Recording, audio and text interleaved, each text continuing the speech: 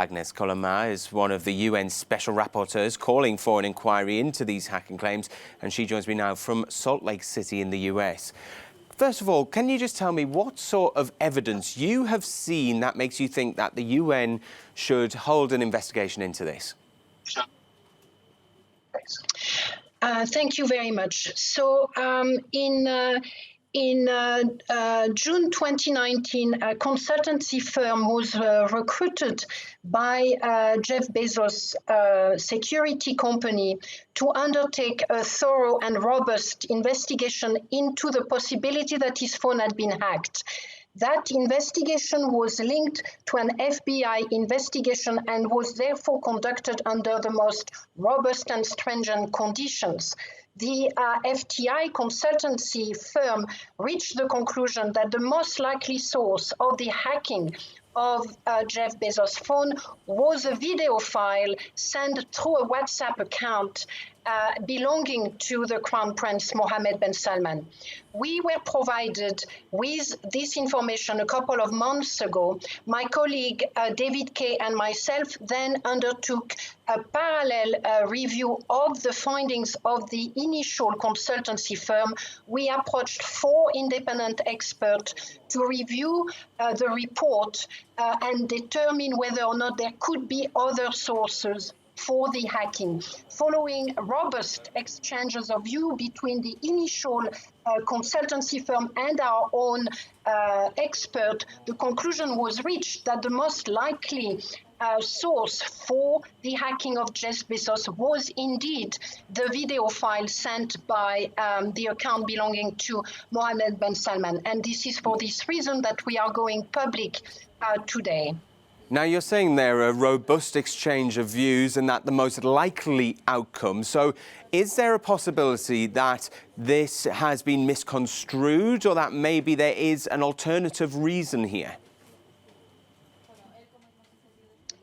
Well, and if you mean an alternative source to the hacking, it is very unlikely. A range of hypotheses were identified, dozens of them.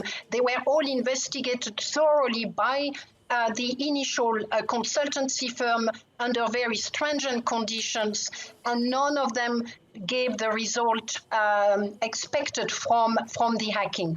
I should add that there are some specific evidence linked to the hacking, in particular the fact that immediately after the video file from Mohammed bin Salman was received, the phone started behaving in a completely different way. One of those differences was the fact that it began to export data, a very large number of data being exported, some 1,000% above what was expected of a phone and what was done by that phone before the alleged hacking. And if I may, Agnes, sorry to interrupt you there. I just want to get a quick question in just before we go to the break. What do you think the motivation is behind this? We know that Jeff Bezos owns the Washington Post. The Washington Post hired Jamal Khashoggi. You had done an investigation into Jamal Khashoggi's assassination.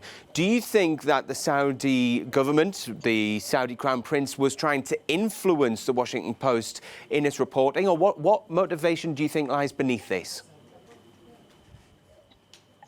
That's the most likely reason for the hacking. It took place in April 2018 at a time when Jamal Khashoggi was writing extensively for the Washington Post and writing very critical reporting on Saudi Arabia and Mohammed bin Salman. It took place within a few weeks period during which the phone of 4 other activists were also hacked, and the hacking is traceable to Saudi Arabia. What the allegations today highlight is reinforce the central role played by the highest level of government, in this case the Crown Prince, in a campaign of targeting, which itself led eventually to the killing of Jamal Khashoggi. This is why, in my opinion, the allegation today reinforce also the call for a thorough investigation into the responsibilities of the Crown Prince for the killing of Jamal Khashoggi. Agnes Callamard, thank you very much for joining us, a UN Special Rapporteur who is calling for that to be investigated. Now,